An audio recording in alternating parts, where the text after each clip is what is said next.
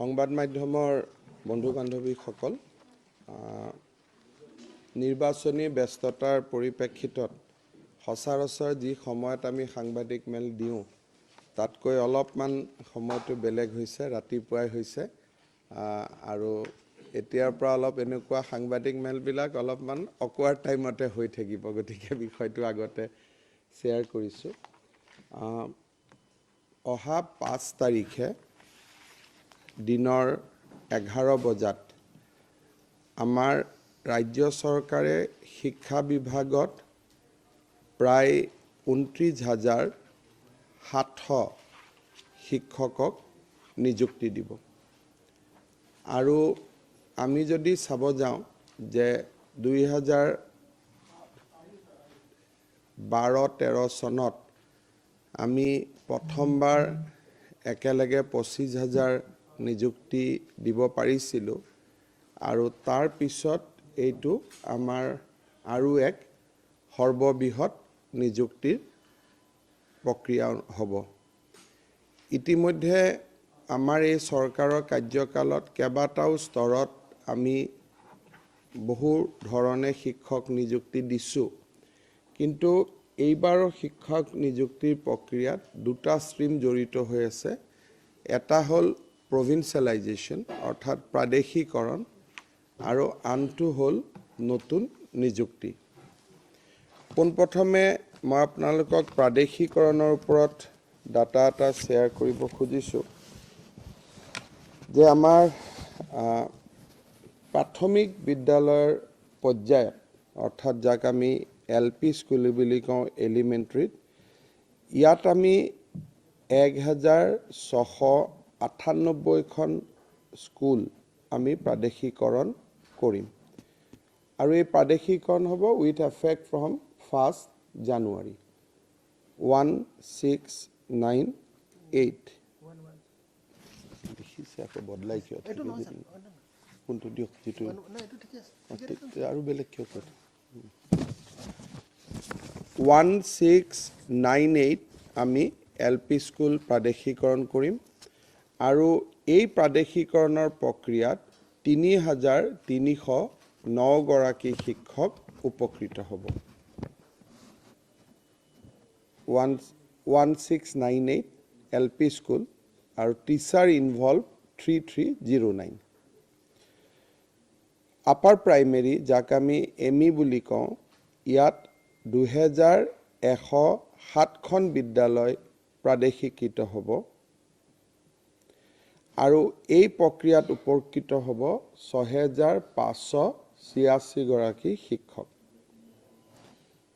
অৰ্থাৎ গোটেই দুইটা মিলি under director of elementary education 9,895 গৰাকী শিক্ষকৰ চাকৰি আমি প্ৰাদেশিকৰণ কৰিম ইয়াৰ ভিতৰত যেহেতু গোটেইখিনি শিক্ষকৰে বৃত্তিগত অৰ্হতা নাই যাক প্ৰফেশ্যনেল কোৱালিফিকেশ্যন বুলি কওঁ আৰু ভাৰত চৰকাৰে নিৰ্ধাৰিত কৰা শিক্ষকৰ যোগ্যতাৰ মানদণ্ডৰ তেওঁলোকে এতিয়াও ল'ব পৰা নাই তাৰ পৰিপ্ৰেক্ষিতত এওঁলোকক আমি টিউটৰ হিচাপে প্ৰাদেশিকৰণ কৰিম ইয়াৰ পিছত আমাৰ হাই স্কুল 266খন হাই স্কুল আমি প্ৰাদেশিকৃত কৰিম 266 আৰু এই প্ৰাদেশিকৰণে 2,269 য'ত teaching and non teaching staff দুয়োটাই থাকিব তেখেতসকলক উপকৃত কৰিব হায়াৰ ছেকেণ্ডাৰী 4খন স্কুল আমি প্ৰাদেশিকৰণ কৰিম আৰু 31জন টিচাৰ ইয়াৰ পৰা শিক্ষক উপকৃত হ'ব সিনিয়ৰ ছেকেণ্ডাৰী বা আমি জুনিয়ৰ কলেজ বুলি যাক কওঁ সেই পৰ্যায়ত 152খন জুনিয়ৰ কলেজ প্ৰাদেশিকৃত হ'ব আৰু টিচিং আৰু নন টিচিং ষ্টাফ মিলি 2,306জন শিক্ষক প্ৰাদেশিকৃত হ'ব আৰু আগতে প্ৰাদেশিকৃত হোৱা কিছু বিদ্যালয়ৰ এডিশ্যনেল পোষ্ট বা ড্ৰপ পোষ্ট বুলি আমি যাক ক'ম তেখেতসকলকো আমি প্ৰাদেশিকৰণ কৰাৰ পৰিপ্ৰেক্ষিতত মাধ্যমিক শিক্ষা সঞ্চালকালয়ত 4,994 গৰাকী শিক্ষক প্ৰাদেশিকিত হ'ব। হায়াৰ এডুকেশ্যন অৰ্থাৎ উচ্চ শিক্ষা সঞ্চালকালয় ইয়াতে আমি 33খন কলেজ আমি প্ৰাদেশিকিত কৰিম। 33 নতুন কলেজ হ'ব আৰু এই প্ৰাদেশিকীকৰণ প্ৰক্ৰিয়ায় 693 গৰাকী অধ্যাপক অধ্যাপিকাৰ চাকৰি along with some non-teaching staff প্ৰাদেশিকিত কৰা হ'ব। পূৰ্বতে প্ৰাদেশিকিত কৰা বিদ্যালয় মহাবিদ্যালয়সমূহত বৰ্তমানে শিক্ষাগত অৰ্হতা অৰ্জন কৰাৰ পৰিপ্ৰেক্ষিতত 900 জন শিক্ষক বা অধ্যাপক অধ্যাপিকা আৰু কৰ্মচাৰীয়ে প্ৰাদেশিকৰণৰ সুবিধা পাব। অৰ্থাৎ ডাইৰেক্টৰ অফ হায়াৰ এডুকেশ্যন উচ্চ শিক্ষা সঞ্চালকালয়ত 1593 গৰাকী শিক্ষকে আমাৰ এই প্ৰক্ৰিয়াৰ পৰা উপকৃত হ'ব। আপোনালোকে জানে আমাৰ ডাইৰেক্টৰ অফ এডুকেশ্যনত আমাৰ 3টা বিশেষকৈ ডাইৰেক্টৰেট আছে। এতিয়াও যদি আমিও বড়ো মিডিয়াম খুলিছোঁ তাত প্ৰাদেশিকৰণৰ কাম হাতত লোৱা হোৱা নাই। 3টা ডাইৰেক্টৰেট যদি আমি সন্মিলিতভাৱে চাওঁ এই প্ৰাদেশিকিত প্ৰক্ৰিয়াই 16,484 জন শিক্ষক কৰ্মচাৰীক প্ৰাদেশিকিত কৰিব। Provincialization is a ongoing process. ইয়াৰ ভিতৰত উচ্চতৰ মাধ্যমিকৰ আৰু আন পৰ্যায়ৰ কিছু বিদ্যালয়ৰ আৰু প্ৰাদেশিকৰণৰ কাম আমাৰ বিবেচনাধীন হৈ আছে। যিসকল শিক্ষক শিক্ষয়িত্ৰী আজি প্ৰাদেশিকৰণৰ আওতাত নপৰিব তাৰ মানে এইটো নহয় যে তেওঁলোক প্ৰাদেশিকিত নহ'ব। আমি যিহেতু বহুখিনি কাম একেলগে কৰিবলগীয়া হৈছে তাৰ পৰিপ্ৰেক্ষিতত এই পৰ্যায় আমাৰ চলি থাকিব। যিসকল কোনোবা বাদ পৰি গৈছে বা কাৰোবাৰ স্কুটিনি বাকী আছে দ্বিতীয় পৰ্যায়ৰ বাবে আমি তেওঁলোকৰ আন এখন তালিকা প্ৰস্তুত কৰাৰ বাবে আমি চেষ্টা কৰিম। আমাৰ কাম চলি আছে, অনগোয়িং প্ৰচেছ। হয়তো বিশেষকৈ ৰাজ্যপাল মহোদয়ৰ পৰা আমি আমাৰ লাইব্ৰেৰিয়ানসকলৰ প্ৰভিন্সিয়েলাইজেশ্যনৰ যিখন যোৱা 2 দিন আগতেহে তেখেতৰ পৰা আমি অনুমোদন পাইছোঁ।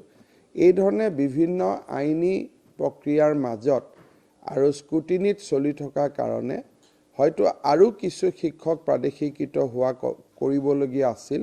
কিন্তু এই পৰ্যায়ত our exercise will be limited to 16,494. ইয়াৰ পিছত আমি আহিছোঁ নতুন শিক্ষক নিযুক্তি। এই নতুন শিক্ষক নিযুক্তিৰ প্ৰক্ৰিয়াত আমাৰ 3টা পৰ্যায়ত শিক্ষক নিযুক্তিৰ প্ৰক্ৰিয়া চলি আছিল। এটা হ'ল ডাইৰেক্টৰ অফ ছেকেণ্ডাৰী এডুকেশ্যন মাধ্যমিক শিক্ষা সঞ্চালকালয়, এটা হ'ল প্ৰাথমিক শিক্ষা সঞ্চালকালয় আৰু আনটো হ'ল সৰ্বশিক্ষা অভিযান। অৰ্থাৎ 3টা দিশত আমাৰ নতুন নিযুক্তিৰ প্ৰক্ৰিয়া চলি আছিল। এই নিযুক্তিৰ প্ৰক্ৰিয়াত যিসকলে অংশগ্ৰহণ কৰিছিল এটাকৈ প্ৰায় কৰবাত 30 বাৰ কৰবাত 20 বাৰতকৈ প্ৰভিজনেল লিষ্ট আমি উলিয়াই শেষ মুহূৰ্তত এটাও কমপ্লেইন নথকাকৈ এজনো লোকৰ আপত্তি নথকাকৈ আমি এই কাম সম্পূৰ্ণ কৰিব পাৰিছোঁ। এতিয়া এই তালিকাখনৰ ওপৰত কাৰো অকণমানো কমপ্লেইন নাই, বিকজ আমি এই প্ৰচেছটো চলাই আমি একেবাৰে শেষলৈকে লৈ আহিলোঁ। বৰ্তমান আমাৰ প্ৰাথমিক শিক্ষা সঞ্চালকালয়ৰ অধীনত লোৱাৰ প্ৰাইমেৰী ষ্ট্ৰীমত 4,493 গৰাকী টেট শিক্ষকে অহা 5 তাৰিখে নিযুক্তি পাব। 4,493। ঠিক সেই ধৰণে আপাৰ প্ৰাইমেৰীত 2139 অৰ্থাৎ 2139 গৰাকী শিক্ষকে নিযুক্তি পাব। 6632 গৰাকী শিক্ষক টেট শিক্ষকে নতুনকৈ নিযুক্তি পাব। সৰ্বশিক্ষা অভিযানৰ অধীনত 2395 গৰাকী টেট শিক্ষকে নিযুক্তি পত্ৰ পাব। 2395 মাধ্যমিক শিক্ষা সঞ্চালকালয়ৰ অধীনত সহকাৰী শিক্ষক এছিষ্টেণ্ট টিচাৰ সায়েন্স দুটা ষ্ট্ৰীম আছে। এছিষ্টেণ্ট টিচাৰ সায়েন্সত পাব 1327 জন আৰু এছিষ্টেণ্ট টিচাৰ আৰ্টছত পাব 2863 অৰ্থাৎ মাধ্যমিক শিক্ষা সঞ্চালকালয়ৰ অধীনত 4190 গৰাকী শিক্ষকে নিযুক্তি পাব। এই গোটেইখিনি টেট শিক্ষক ফ্ৰেছ, এওঁলোক প্ৰাদেশিকৃত নহয়, দিজ আৰ ফ্ৰেছ ৰিক্ৰুটমেণ্ট। গতিকে এইফালৰ পৰা চাব গ'লে 13,217 গৰাকী শিক্ষকক আমি ফ্ৰেছ শিক্ষক হিচাপে, অৰ্থাৎ আগত তেওঁলোক আমাৰ বিভাগত নাছিলে, নতুনকৈ এই শিক্ষকসকল নিযুক্তি পাব। এই দুইটা যদি আমি চাব যাওঁ যে প্ৰাদেশিকৃত হ'ব 16,484 আৰু নতুন শিক্ষক নিযুক্তি হ'ব 13,217। সো দুইটা যদি যোগ কৰে 29,701 29,701 শিক্ষক সেইদিনাখন নিযুক্তি পাব। অৱশ্যে যদিও গোটেইখিনি শিক্ষকে নিযুক্তি পাব, BTC এলেকাৰ অধীনৰ নিযুক্তি পত্ৰ আমি বিতৰণ নকৰিম। তেওঁলোকে BTCৰ পৰাই তেওঁলোকে নিযুক্তি পত্ৰ ল'ব লাগিব, কাৰণ তেওঁলোকৰ এপইণ্টিং অথৰিটি আমাৰ ডাইৰেক্টৰ নহয়, তেওঁলোকৰ এপইণ্টিং অথৰিটি আমাৰ ডাইৰেক্টৰ BTC। কিন্তু বিত্ত বিভাগে এই গোটেইখিনি শিক্ষকৰ পদ নিযুক্তি আৰু মঞ্জুৰি দুইটাই কাম সমাপন কৰি দিছে। গতিকে ইট ইজ এ মিয়াৰ ফৰ্মেলিটি যে তেওঁলোকে তাতে নিযুক্তি পত্ৰ পাব। অহাকালি দিনৰ 12 বজাৰ আগতে মেধাভিত্তিত টেট শিক্ষক যিসকলে নিযুক্তি পাইছে তেওঁলোকৰ নাম সকলোৱে জানেই। প্ৰাদেশিকৃত তালিকাখনো আমি অহাকালি 12 বজাৰ আগতে, অলপ তাতকৈ সোনকালে হ'ব পাৰে, আমাৰ সব ৰেডি হৈ আছে, আমি ৰাজহুৱা কৰি প্ৰকাশ কৰিম থ্ৰু আৱাৰ ৱেবছাইট। যিসকল শিক্ষকৰ নাম এই তালিকাত থাকিব বা যি বিদ্যালয় মহাবিদ্যালয়ৰ নাম থাকিব, আমিও তেওঁলোকক যোগাযোগ কৰিছোঁ আৰু এই সাংবাদিক মেলৰ জৰিয়তে তেখেতসকলকো মই অহাকালি 10 বজাৰ ভিতৰতে সৰুসজাই ষ্টেডিয়ামত আহি উপস্থিত হ'বলৈ অনুৰোধ কৰিছোঁ। 5 তাৰিখ অহাকালি হ'ব লিষ্ট পাব্লিছ। 5 তাৰিখে 10 বজাৰ আগতে তেওঁলোকে সৰুসজাই ষ্টেডিয়ামত আহি উপস্থিত হ'ব। সেইধৰণে নব্য নিযুক্ত টেট শিক্ষকসকলে জিলা ৱাইজ তেওঁলোকৰো তালিকা এখন, ছেকেণ্ডেৰী এডুকেশ্যনৰ তালিকাখন আজি আমি ৰাতিৰ ভিতৰত প্ৰকাশ কৰি দিম। ফিজিকেল ভেৰিফিকেশ্যন যোৱা কালি আৰু পৰহি চলি আছিলে ডিষ্ট্ৰিক্টত। গতিকে আজি তেওঁলোকৰ ফাইনেল তালিকাখন ৰাতি তেওঁলোকে ৱেবছাইটত পাই যাব। সেইমতে টেট শিক্ষক, সৰ্বশিক্ষা অভিযান, মাধ্যমিক শিক্ষা, প্ৰাথমিক শিক্ষা যিসকলৰ নাম প্ৰকাশ হয় তেওঁলোকো সৰুসজাই ষ্টেডিয়ামত দিনৰ 10 বজাৰ আগতে তেওঁলোকে আহি উপস্থিত হ'ব। সৰু শিশুক, বিশেষকৈ কেঁচুৱা ল'ৰা ছোৱালীক কোলাত লৈ নাহিবৰ বাবে মই শিক্ষক শিক্ষয়িত্ৰীসকলক আবেদন কৰিম, কাৰণ বহুখিনি মানুহ হ'ব। গতিকে কোলাত কেঁচুৱা লৈ অহাটো ৰিকমেণ্ডেড নহয়, সেইখিনি মই তেখেতসকলক অনুৰোধ কৰিম। জিলা ৱাইজ তাতে কাউণ্টাৰ থাকিব। সভাৰ পিছত জিলা ৱাইজ তেখেতসকলে নিযুক্তি পত্ৰসমূহ ল'ব পাৰিব আৰু এই শিক্ষক নিযুক্তিৰ প্ৰক্ৰিয়া প্ৰাদেশিকৰণ প্ৰক্ৰিয়াত আমি আগতে কৈ অহাৰ দৰে আমাৰ কিছু কাম বাকী আছে যেনেকৈ হায়াৰ এডুকেশ্যনত 130 জন শিক্ষকৰ শিক্ষাগত অৰ্হতা ৰাজ্যৰ বাহিৰৰ বিশ্ববিদ্যালয়ৰ পৰা ভেৰিফিকেশ্যন ৰিপৰ্ট আহিবলৈ বাকী আছে ঠিক সেই ধৰণে লাইব্ৰেৰিয়ান 55 জনৰ পোষ্ট বাকী আছে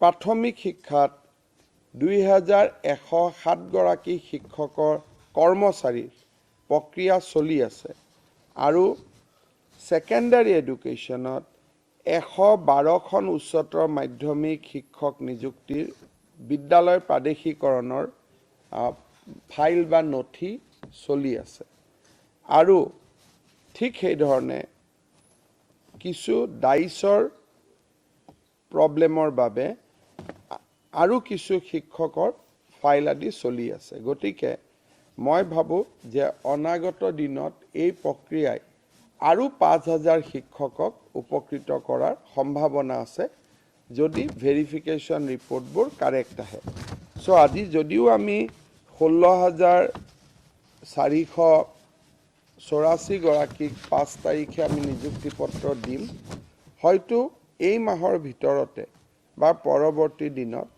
আৰু এটা প্ৰাদেশিকৃত প্ৰক্ৰিয়া আমি কৰিব পাৰিম যিখিনি বাকী আছে প্ৰক্ৰিয়াটো আমাৰ চলি থাকিব 5 তাৰিখে আমি ক'ব পাৰো যে প্ৰথম প্ৰক্ৰিয়াটো হ'ব আৰু দ্বিতীয় প্ৰক্ৰিয়াৰ কাম আমাৰ চলি থাকিব সেইমতে আমি আগবাঢ়ি গৈ থাকিম এই মাহৰ ভিতৰতে আমাৰ বিটিসি অঞ্চল আৰু ষষ্ঠ অনুসূচীৰ অঞ্চলৰ কাৰণে বিদ্যালয় প্ৰাদেশিকৰণৰ কিছু শিথিল ব্যৱস্থা আমি যাক বিটিসি একৰ্ড মতে যাক আমি এক্সামিন কৰি আছো তাৰ বিষয়েও আমি শিথিল ব্যৱস্থা এটা অহা 20 তাৰিখৰ আগতে আমি চৰকাৰীভাৱে ঘোষণা কৰিম তাৰ পিছত সেই অনুসৰি তাতে নিৰ্বাচনৰ প্ৰক্ৰিয়া দি হ'ব কিন্তু আমাৰ ফালৰ পৰা আমি পলিচিটো আমি এনাউন্স কৰিম সেই ধৰণে আমি হাজু হৈ আছো 5 তাৰিখৰ পৰৱৰ্তী পৰ্যায়ত 20 তাৰিখৰ আগত গতিকে মোৰ ফালৰ পৰা এইখিনিয়ে ক'বলগীয়া আপোনালোককো নিমন্ত্ৰণ কৰিছো এটা বহুত ডাঙৰ নিযুক্তি হ'ব বহুত মানুহে সুবিধা পাব প্ৰাদেশিকৃত যিখিনি বিদ্যালয় আছে তাৰ বহু শিক্ষকে হয়তো পুৰা চাকৰি কৰিব নোৱাৰিব কিন্তু চৰকাৰে এটা এনপিএছত গ্ৰেচুইটি আমি ইতিমধ্যে ৰিকমেন্ড কৰিলো অধিসূচনা কৰিলো তাৰ ফলত এদিনৰ কাৰণেও কাম কৰি যদি কোনোবা শিক্ষকে নিযুক্তি পায় তেওঁলোকে 10 লাখ টকা গ্ৰেচুইটি হিচাপে চৰকাৰৰ পৰা লাভ কৰিব so that will be A additional premium এটো আগত নাছিলে এই প্ৰাদেশিকৰণ প্ৰক্ৰিয়াৰ আগতে মই খুব চেষ্টা কৰিছিলো যাতে আমি গ্ৰেচুইটি মেটাৰটো ৰিজলভ কৰিব পাৰো এতিয়া গ্ৰেচুইটি পোৱাৰ পৰিপ্ৰেক্ষিতত কোনোবাই যদি 10 দিনো চাকৰি কৰি ৰিটায়াৰ কৰে এটলিষ্ট তেওঁলোকে 10 লাখ টকা এটা চৰকাৰৰ পৰা পাব সো এই ধৰণে আমি কামখিনি আগবাঢ়িছো আপোনালোককো মই সভালৈ নিমন্ত্ৰণ কৰিছো লাষ্ট ফ্ৰেছ এপইন্টমেন্ট আমি যোৱা বছৰ দিছিলো 5000 শিক্ষকক আমি প্ৰায় প্ৰত্যেক বছৰে 10000 7000 এনেকে দি আছিলো মই যদি মই একদম ইন পাৰ্সপেক্টিভত কওঁ 2017 চনত মই শিক্ষা বিভাগ এৰাৰ সময়ত আমি একেলগে 19000 শিক্ষকক নিযুক্তি দিছিলো আৰু এইবাৰ শিক্ষা মন্ত্ৰীৰ দায়িত্ব লৈ এটা নিযুক্তি পত্ৰ আমি কোভিডৰ খুব মাজত দিছিলো কাৰণে ডাঙৰ কৰি কৰা নাছিলো আমি প্ৰায় 7000 শিক্ষকক নিযুক্তি দিছিলো আৰু তাৰ আগত আমি 10000 শিক্ষকক নিযুক্তি দিছিলো গতিকে এই 5 বছৰত অলৰেডি আমি 10 19 29 7 অলমোস্ট আমি 36000 শিক্ষকক অলৰেডি এপইন্ট কৰিছো প্ৰাদেশিকৰণত কিমান আছে ফাইনান্সিয়েল মই জানে না এনেইতো আপুনি নৰ্মেল চাকৰিখিনি কৰিব পাৰে যি আছে ইনটু 20000 কৰি দিয়ক ৰাফলি আৰু মানে গোটেইখিনিয়েতো বছৰত কিমান 1000 কোটি 35-40 crore per month 12 মাহত গতিকে 500 কোটি তাৰপিছত ফ্ৰেছ এপইণ্টমেণ্টখিনি বেলেগ হ'ব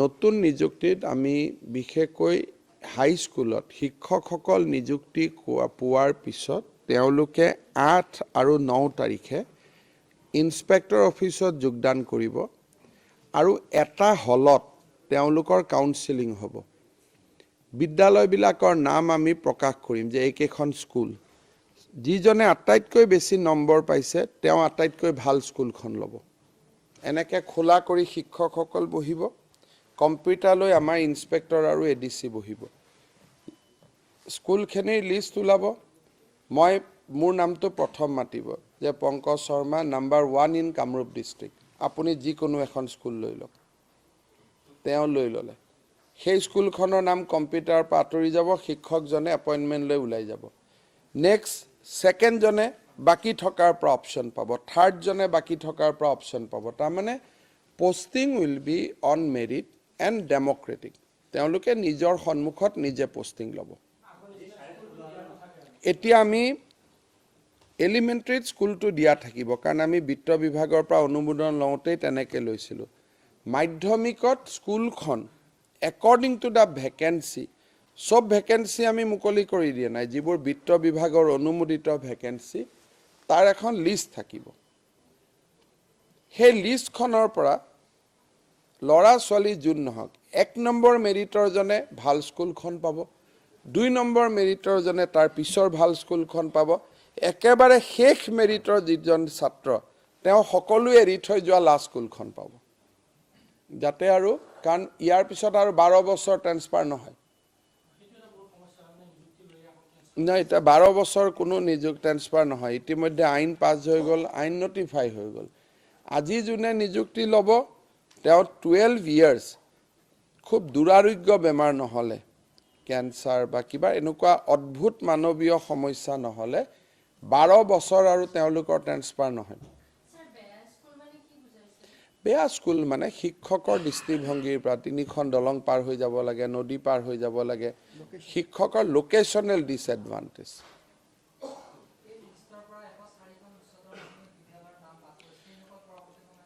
আমি বিবেচনা কৰি আছো তেওঁলোকৰ আইনমতে যোগ্যতা নহয় বুলি আমাৰ অধিবক্তাই মতামত দিছে তথাপিতো আমি চেষ্টা কৰি আছো যে কিবা কৰিব পাৰো নেকি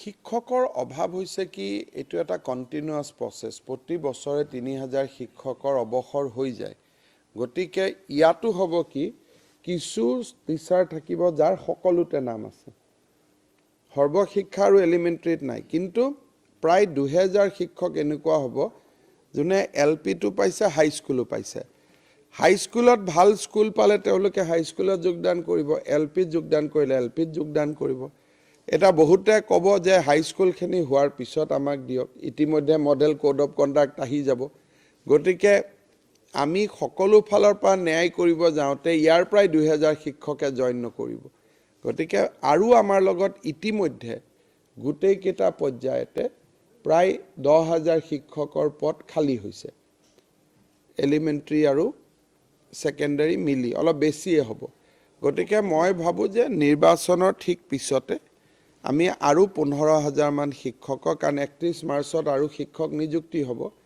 গতিকে 15000 মানৰ এটা ডেফিসিট থাকি যাব তাৰমানে আউট অফ আমাৰ 1.5 লাখ শিক্ষক আছে 10% ভ্যাকেন্সি এটা থাকি যায়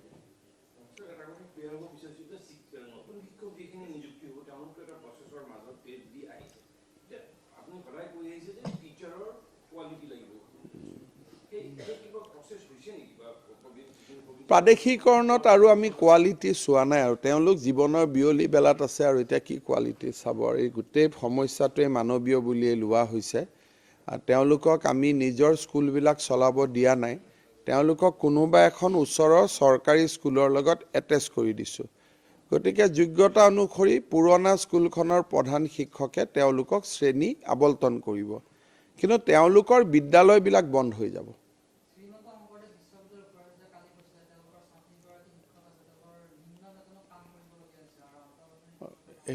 এইটোতো সেইখন বিশ্ববিদ্যালয়টো চৰকাৰৰ এখন প্ৰাইভেট বিশ্ববিদ্যালয়, ব্যক্তিগত বিশ্ববিদ্যালয়। চৰকাৰে তাৰ আৰ্থিক বুনিয়াদ উন্নত কৰাৰ কাৰণে প্ৰায় 15 কোটি টকাৰ অনুমোদন কৰিছে। কিমানখিনি হস্তান্তৰ হৈছে মই একজেক্টলি ক'ব নোৱাৰোঁ, কিন্তু 10 কোটিটো হৈছে, 2 কোটি হৈছে, 12 কোটিমান হৈছে, আৰু বাকীও আমি সহায় কৰি আছোঁ। কিন্তু শিক্ষক অধ্যাপক অধ্যাপিকাৰ যিটো ব্যৱস্থা, তেওঁলোকে যিহেতু ন্যূনতম হ'লেও ফিজ লয় আৰু তেওঁলোকৰ এটা নিজৰ ফাইনেন্সিয়েল মডেল আছে, গতিকে তাত আমি বহুত ক'বলগীয়া একো নাথাকে।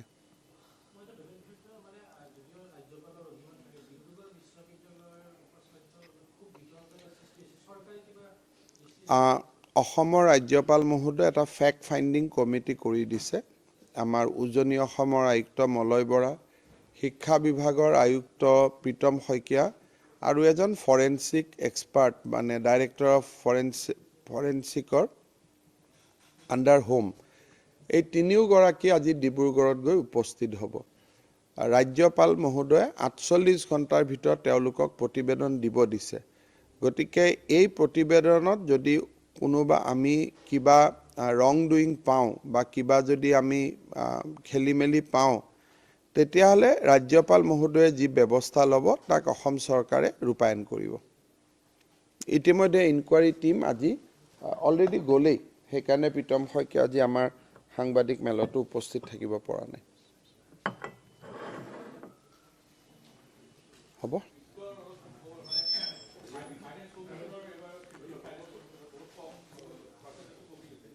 ফাইনেন্স কমিশ্যনে অসমক, মই গোটেই ৰিপৰ্টটো পঢ়া নাই, কিন্তু এপাৰেণ্টলি 3টা আমি খুব ভাল ডিল পাইছোঁ। এটা হ'ল মাজুলীত এটা শক্তিশালী মথাউৰি নিৰ্মাণৰ বাবে 1000 কোটি টকাতকৈ বেছি বিত্ত বিভাগ ফাইনেন্স কমিশ্যনে আবণ্টন দিছে। আমাক কামাখ্যা মন্দিৰৰ সৰ্বাংগীন বিকাশ আৰু ইনফ্ৰাষ্ট্ৰাকচাৰ ডেভেলপমেণ্টৰ কাৰণে 300 crores দিছে। ৰেভিনিউ ডেফিচিট গ্ৰাণ্ট অসমক প্ৰায় 14,000 crores দিছে। গতিকে এপাৰেণ্টলি মই ভাবোঁ যে গোটেই ৰিপৰ্টটো মোৰ ভোট অন একাউণ্টছ বাজেটৰ সময়ত আমি আলোচনা কৰিম, কিন্তু মোৰ দৃষ্টিত অসমে বহুত বেছি বেয়া কৰা নাই তেনেকুৱা মোৰ ধাৰণা। আমাক 2021-22ত অসমক দিছে 6,376 ৰেভিনিউ ডেফিচিট, 2023 4,890, 23 2,1918, আৰু লাষ্টৰ 2টা বছৰ আমাক দিয়া নাই। চ' টোটেল ৰেভিনিউ ডেফিচিট গ্ৰাণ্ট আমাক দিছে 14,184 crores during the period of finance commission. সেইকাৰণে মই ভাবোঁ যে মই অৱশ্যে ৰিপৰ্টটো এইটো ভুল হ'ব যদি মই একেবাৰে নোচোৱাকৈ পোনছাতে কওঁ, বাট এবাৰ মই পঢ়াৰ পিছত আমাৰ ভোট অন একাউণ্টছ বাজেট যেতিয়া দিম তেতিয়া I will reflect upon the finance commission report.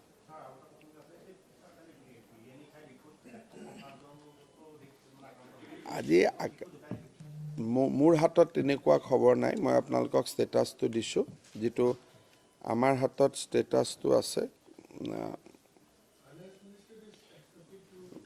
হয়, মোৰ হাতত আছে যে টোটেল 145জন পেচেণ্টে ৰিপৰ্ট কৰিছিলে, ডিছচাৰ্জ হৈছে 28জন, 117 গৰাকী পেচেণ্ট এতিয়াও চিকিৎসাধীন হৈ আছে। All R doing fine. আৰু এইখিনি মই নিজেও খাইছিলোঁ একেটা জেগাৰ পৰাই, একেটা কিটচেনৰ পৰাই ময়ো খাইছিলোঁ। মোৰো নো ডাউট মোৰো অলপ পেটটো আপছেট কৰিছে, কিন্তু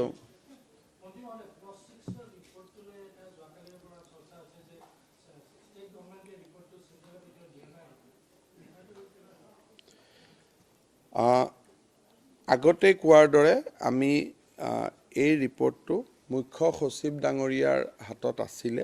বাকী গৃহ বিভাগে এই বিষয়ে আনুষ্ঠানিক উত্তৰ দিব, কিন্তু মই যিমান দূৰ জানো যে এই বিষয়টোৰ ওপৰত লিগেলি এক্সামিন কৰাৰ কাৰণে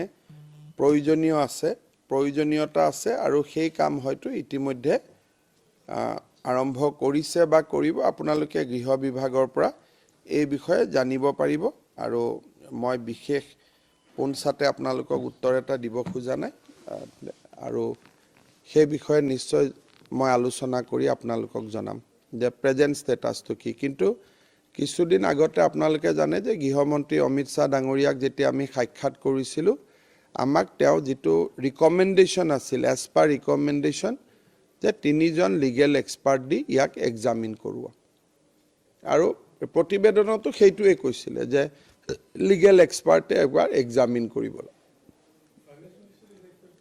she is coming on 6th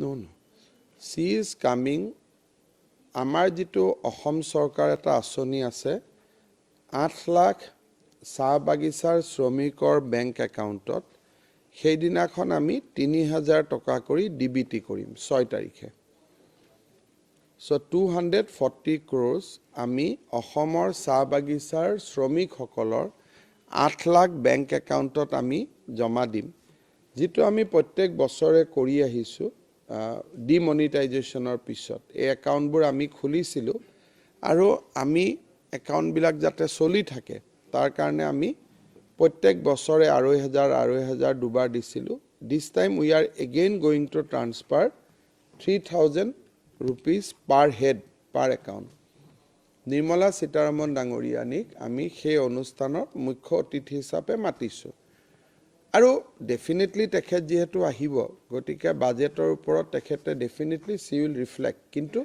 এই আঁচনিসমূহ বিত্ত মন্ত্ৰীয়ে ঘোষণা নকৰে এতিয়া হেলথৰ আৰু এডুকেশ্যন তেওঁলোকে খুকিয়াকৈ স্কিম বিলাক আমাক দিব খানাপাৰা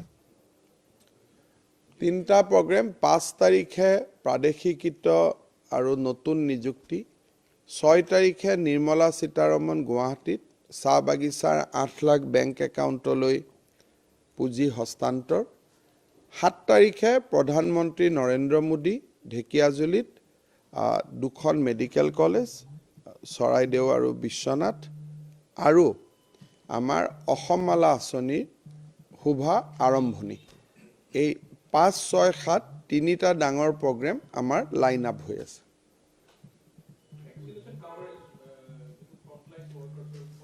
খুব ভাল হৈ আছে এতিয়া আমাৰ জিএমচিত যেনেকুৱা টাৰ্গেট আছিল 100 we are doing 176 per day so we are now jabbing more than the expected मतलब আমাক ডেইলি 100 দিব দিছিল আমি 176 লৈকে বঢ়াই দিছো জিএমচিত same is the story of the other center exact মই হাতত লৈ আনা but Assam is doing very good we are exceeding the target per day target এইখিনি কমপ্লিট হলে 45 মানে নেক্সট জিপ তো পাব আফটাৰ 28 days গতিকে আফটাৰ দ্যাট এইখিনি কমপ্লিট হৈ যোৱাৰ পিছত will start front line worker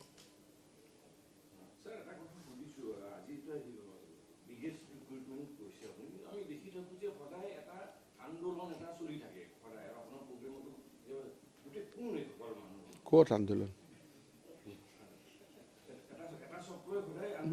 মোৰ লগততো আন্দোলন কোনো নাই সিদিনাখনো যিগৰাকী মহিলাই কান্দিছিল কিবা এটা নিযুক্তি নাপালে মনত অলপ দুখ পাবই সেইটো এটা বেলেগ কথা তাৰপিছত মোৰ ৰুমতে আহি বহি ধুনীয়াকৈ মাত কথা দি গৈছে এইবোৰ হৈছে ব্যক্তিগত আজিয়ে প্ৰাদেশিকিত হ'ব আপোনালোকে বহুত ষ্টৰী পাব যে বহুতৰ নহল কিন্তু প্ৰত্যেকটো নোহোৱাৰ আৰত কিবা নহয় কিবা এটা চৰকাৰী জাস্টিফিকেশন থাকে আৰু আমি চেষ্টা কৰি থাকো যে নোহোৱা মানুহবিলাকৰো আৰু কাগজ পত্ৰ চাই কি কৰি দিব পাৰি হেকাৰণে মানুহক ন্যায় প্ৰদান এটা অনগোইং প্ৰসেস একে দিনাই একে সময়তে সবকেটো ন্যায় প্ৰদান কৰিব নোৱাৰি কিন্তু যেটো আমি শিক্ষা বিভাগত যোৱা বছৰটোত কৰিছো এটোটো এটা অদ্ভুত কাম এটা আমি টেট শিক্ষকক সন্তুষ্ট কৰিলো কন্ট্ৰাকচুৱেল টিচাৰক সন্তুষ্ট কৰিলো প্ৰাদেশিকৰণ কৰিলো এবছৰত কোভিডৰ মাজতো আমি যিবোৰ কাম কৰিলো এইবিলাকটো সুপাৰ হিউম্যান এফৰ্ট বুলি ক'ব লাগিব মানে মানৱীয় প্ৰচেষ্টা নহয় মানে উই ডিড মানে আমাৰ অফিচাৰসকলে আমি গোটেইবিলাকে মিলি তাৰ মাজতে প্ৰজ্ঞান ভাৰতী সব 3,80,000 ষ্টুডেণ্টৰ বেংক একাউণ্টত 1,500কৈ সোমাই গ'ল এই 6 মাহত অৰুণোদয় হ'ল স্বয়ম হ'ল এটোতো মানুহে যদি কোনোবাই 5 মিনিট সময় বহি ৰিফ্লেক্ট কৰে যোৱা 6 মাহত আমি যি কৰিছো সেইটো কি জানি একেলগে 10 বছৰতো কাম নহয় ইমান কাম সব গণতন্ত্ৰত যদি নকয় কেনেকৈ হ'ব তেওঁলোকৰ কাম কৰিব লাগিব হেতু বেয়া পাবলগীয়া কি আছে আপোনালোকৰ ষ্টেট গভৰ্ণমেণ্ট যিখিনি ফ্লেগশিপ প্ৰগ্ৰামখিনি আছে বেছি নহ'লেও সমানে beneficiary number of beneficiaries Muslim majority constituencies আছে তেওঁলোকে পাইছে সমানে পাইছে পুৰা পাইছে তথাপিও আপুনি কিয় ভাবে যে না ভোট নিদিয়ে ভোট কিয় দিব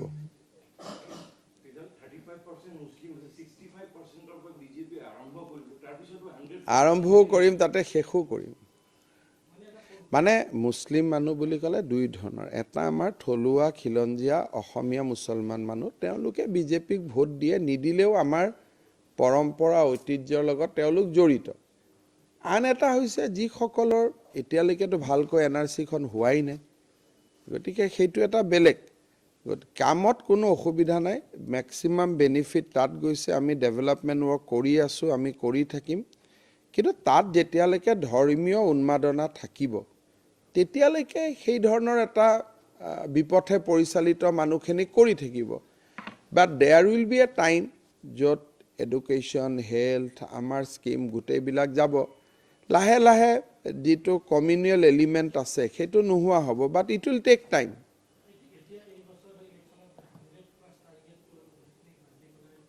হৈ যাব হিসাব আছে কাৰণেতো কৈ আছে এইবিলাকে মানে মই এটা বস্তু ব্যক্তিগতভাৱে সাপোৰ্ট নকৰোঁ কংগ্ৰেছৰ অসমখনক কিমানটা ভাগত ভাগি থাকে কিবা নামনি অসম উজনি অসম মধ্য অসম এই ধৰণে নামনি অসমত জিৰো পাব মানে কিটা নামনি অসমখন ক'ত পৰে কোনবিলাক সিট বুলি ক'ব তেতিয়া নাম ক'লে মই গম পাম জিৰো কেনেকৈ হ'ব আপোনালোকে সাংবাদিকতা কৰে আপোনালোকেতো নিজেও জানে যে যদি নলবাৰী নামনি অসমত পৰে এতলে নামনি অসমত জিৰো হ'ব নেকি এইবিলাক তেওঁলোকৰ ৰাজনৈতিক কথা নাথাকাৰ কাৰণে অদ্ভুত কথা কৈ থাকে মইতো আপোনালোকে সোধা প্ৰশ্নবিলাকৰ কোৱালিটি ইমান তলত গুচি যায় যে উত্তৰ দিব নোৱাৰি আপোনালোকে নুখুধে তেওঁলোকে আপোনালোকক কোৱা কথাবোৰ আপোনালোকে মোক আকৌ ৰিফ্লেক্ট কৰি দিয়ে মানে ডিবেটটো ইমান তলত আগতে এসময়ত আছিল কি টান কুৱেশ্যন পুট হয় আজিকালি কোনেও এনআৰচিৰ ওপৰতো তেওঁলোকে কমন নিদিয়ে ক্লজ 6ৰ ওপৰতো নিদিয়ে দে ডিবেটটো সুনামি আহি গ'ল হাৰি মানে সেইবিলাকৰ আপুনি কি উত্তৰ দিব দিজ আৰ ফ্ৰেজিং দিজ আৰ একোটা বাক্যৰ ওপৰতো আৰু পলিটিক্যাল কমেন্ট নাপাব কিবা বোলে অভিযোগ আছে কিবা বোলে ইস্যু ৰেইজ কৰিছে তাৰ ওপৰতহে আপুনি ৰিয়েক্ট কৰিব আপোনালোকে মোক লগ পালে যিবিলাক কৰে গোটেই অসমতে মই দেখিছো সাংবাদিকসকলে অমুকে বোলে অমুক কৈছে ভাত খাওঁতে পানী খাওঁতে যি কথা পাতি থাকে তাৰ ওপৰত আৰু মই কি ৰিয়েকশ্যন দিম after all we are occupying A public office গতিকে আমাক ৰিয়েকশ্যন সুধিলেও এনেকুৱা এটা পৰ্যায়ৰ প্ৰশ্ন হ'ব লাগিব য'ত আমি উত্তৰ দিব পাৰোঁ ইয়াতো কোনো উত্তৰে নাই নামনি অসমত বোলে এখনো সিট নাপায় এইটো এটা কি উত্তৰ দিব আপুনি কওকচোন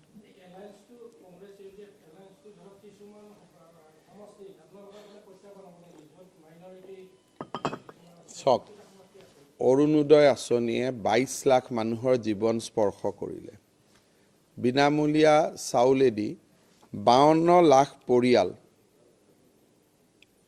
মানুহ নহয় পৰিয়াল স্বয়মে 2 লাখ প্ৰজ্ঞান ভাৰতীয়ে 4 লাখ নতুন নিযুক্তি প্ৰায় 1,20,000 মান আমাৰ চৰকাৰৰ দিনত হ'ল ৰাস্তা ঘাট য'ত জি টি কোনো ক'বলগীয়া হিচাপ নাই কিমান কাম হৈ আছে এতিয়া মই নগাঁৱত যাম মানুহ কিমান উবুৰি খাই মোৰ লগত চাইকেল চলাব আপোনালোকে দেখিব জন্মদিন পাতিলে নাপাতাকৈ ৰাতি 10,000 মানুহ আহে ৰাতি 12টা বজাত 10,000 মানুহ কালি আমি ডিফুত গৈছো মানুহ গতিকে তাৰ পৰা আপোনালোকে যে যেহেতু আপোনালোক ইমান দিন সাংবাদিকতা কৰি আছে মানুহৰ মুডটো আপোনালোকেও জানে বাকীটোতো বাকচে ক'ব, কিন্তু মানুহৰ মুডটো আপোনালোকেতো দেখি আছে গতিকে আপুনি মানুহৰ মাজত যোৱাৰ সৌভাগ্য কোনে এৰিব? এইটোতো লাও পাতৰ তলত ৰাজনীতি কৰা মানুহ মই এইটো দিছোঁ সেইবুলি মই এনেকৈ বহি থাকিলোঁ, কোনে ভোট দিব? লাও পাতৰ তলত ৰাজনীতি কৰা মানুহৰ আপোনালোকতকৈ আমাৰ কথাটো বেলেগ। যেনেকৈ শচীন তেণ্ডুলকাৰে ক্ৰিকেটত টেষ্টত ৰান মাৰি ভাল পায়, আমি সিমান মানুহক লগ পাই ভাল পাওঁ। গতিকে চাইকেল চলাই, কাৰোবাৰ পাকঘৰত সোমাই, কাৰোবাক মন্দিৰত গৈ, কাৰোবাক মছজিদত গৈ, কাৰোবাক গীৰ্জাত গৈ, কাৰোবাৰ ঘৰত গৈ যিমানে মানুহ লগ কৰিব পাৰে সিমানেই জীৱনৰ সাৰ্থকতা। এজন পলিটিচিয়ানৰ জীৱনৰ সাৰ্থকতা কি? যে মোক ইমান মানুহক মই লগ পালোঁ, ইমান মানুহে আশীৰ্বাদ দিলে। কেনেকৈ? মইতো বিজেপিহে, মোৰতো ব্যক্তিগত একো নাই। মই বিজেপি মই BJP, Sarbananda Sonowal BJP Sarbananda Sonowal, Narendra Modi BJP Narendra Modi. আমাৰ ব্যক্তিগত পৰিচয় কি?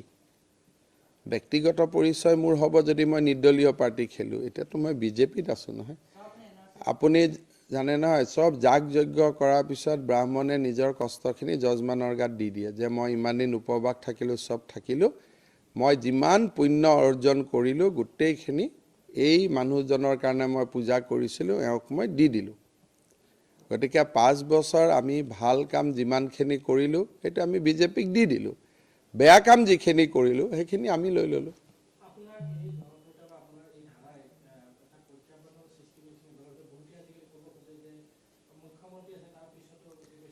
আপোনালোকে এইবিলাক কথা নক'ব। এইবিলাক কথা কৈ পেলাই হয় কি, যিবিলাক প্ৰশ্নই আপোনালোকৰ নিজৰ ষ্টেণ্ডাৰ্ড কমাই দিব। এতিয়া যে আপোনালোকে প্ৰশ্নটো কৰিব ফেচবুকত দি দিয়কচোন, আপোনাৰ কথা কিমানে বেয়াকৈ লিখিব।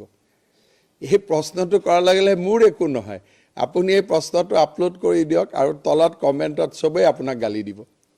গতিকে মই নিজে প্ৰেক্টিছ কৰি চাইছোঁ। এইবিলাক প্ৰশ্ন যে কৰি পেলাই আপোনালোকে ফেচবুকত দি দিয়ে বা ৱেবছাইটত দি দিয়ে, মানুহে ইমান গালি দিয়ে যে চৰকাৰখন ভালকৈ চলি আছে, তহঁতি আকৌ কিয় এইবিলাক আৰম্ভ কৰিছ বুলি মানুহে উল্টাই গালি দিয়ে। কোন হয় তেখেত? কি নাম? এইটো কি বস্তু? মইতো ইমান দিন কংগ্ৰেছ কৰিলোঁ, এনেকুৱা বল্লভ মই নাম শুনা নাই। ক'ৰ পৰা জন্ম হ'ল মই ক'ব নোৱাৰোঁ। মোৰতো 22 বছৰ কংগ্ৰেছত এনেকুৱা কোনো বল্লভক মই লগ পোৱা নাই। ক'ৰ প্ৰফেচাৰ হয় প্ৰথম বায়'ডাটা দিব, তাৰপিছত ৰিয়েক্ট কৰি থাকিম, ঠিক আছে?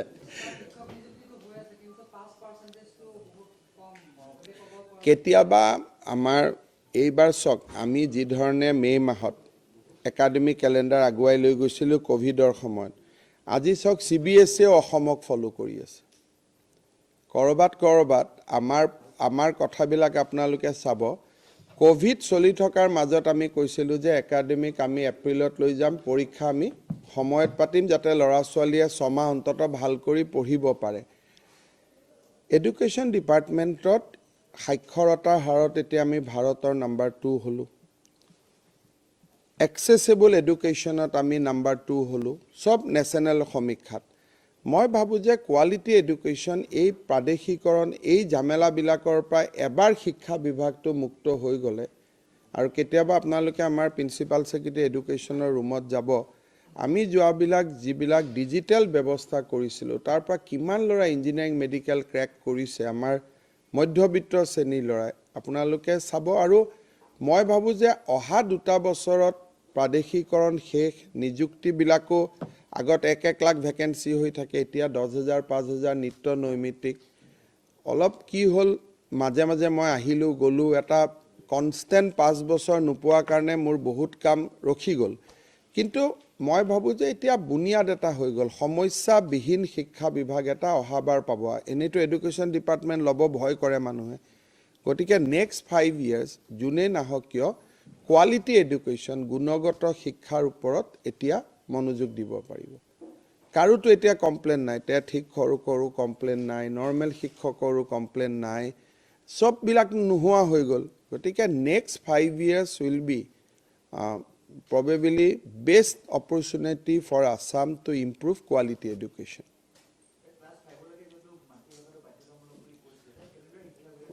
আমি এটা প্ল্যান কৰিছোঁ, সেইটো হ'ল যে যিমানবিলাক আমাৰ প্ৰাথমিক বিদ্যালয় আছে তাক আমি মেপিং কৰিছোঁ যে প্ৰত্যেকটো তেওঁলোক কোন গাঁৱত আছে, সে এখন বিদ্যালয় ৰাভা গাঁৱত আছে, তেওঁলোকৰ পৰা আমি অপশ্যন ল'ম যে আপোনালোকক লেংগুৱেজ টিচাৰ কি লাগে। কোনোবাই ক'ব মিচিং, কোনোবাই ক'ব ৰাভা, কোনোবা দুটা ক'ব যে মোৰ গাঁৱত মিচিঙো আছে ৰাভা আছে। সেই ধৰণে ক্লাছ 5লৈকে পঢ়িবৰ কাৰণে আমি এজন এজন শিক্ষক আমি দিব লাগিব। তো যোনে ক'ব মোক অসমীয়া, চ' তাত আৰু অসমীয়াত আৰু আমি দিব নালাগে। গতিকে আল্টিমেটলি নেশ্যনেল এডুকেশ্যন পলিচিৰ ওপৰত প্ৰবেবলি আমাক 43,000 নতুন শিক্ষক লাগিব অহা বছৰ মোৰ মতেদি। But mostly everybody will be mostly from tribal and tea garden community, কাৰণ অসমীয়া ভাষা শিক্ষকটো আছেই। গতিকে বড়ো ভাষা, ৰাভা ভাষা, মিচিং ভাষা, চাদ্ৰী, সান্থালী, এইবিলাক ভাষাত যিবিলাক ভাষাত আমি কেতিয়াও মিডিয়াম চলোৱা নাই, কুকি, নাগা, গাৰো, এই যিবিলাক আমাৰ ভাষা আছে, এই গাঁওবিলাকত আমি লেংগুৱেজ টিচাৰ ৰিক্ৰুটমেণ্ট দিব লাগিব। সেইকাৰণে আমাৰ টিমটোৱে কাম কৰি আছে, কিন্তু আমাৰ দৃষ্টিত প্ৰায় 43,000 শিক্ষক খুব সম্ভৱ, কম বেছি হ'ব পাৰে, দিব লাগিব। কিন্তু তাৰ ভিতৰত আকৌ অসমীয়াখিনি মাইনাছ কৰি দিয়াৰ লগে লগে বঙালীখিনিও আমি মাইনাছ কৰি দিম, কাৰণ বৰাক ভেলী আৰু অসমত বঙালী আৰু অসমীয়া শিক্ষক আছেই।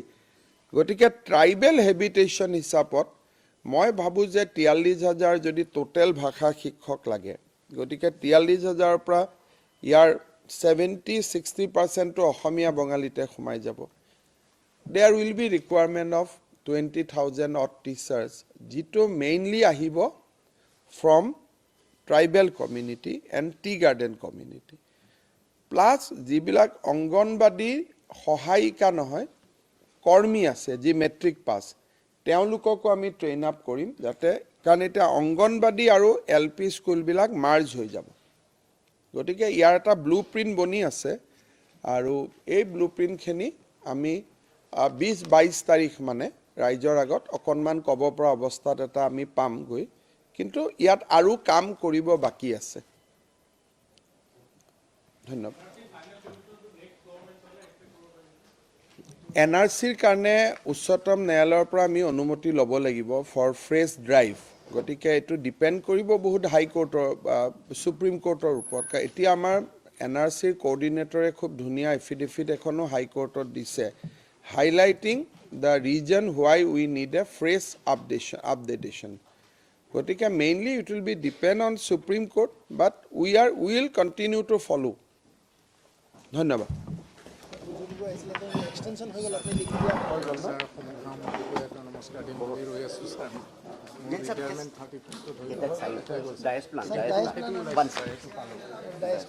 পিতমৰটো হৈ গ'ল পাৰি।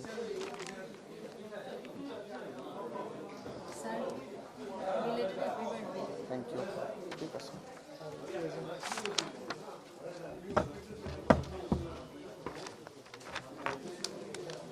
ইয়াত এটা কোৰাছ দিলে ন? শংকুৰাজ, এটা বিফোৰ ইউ কাম, এটা আধা ঘন্টা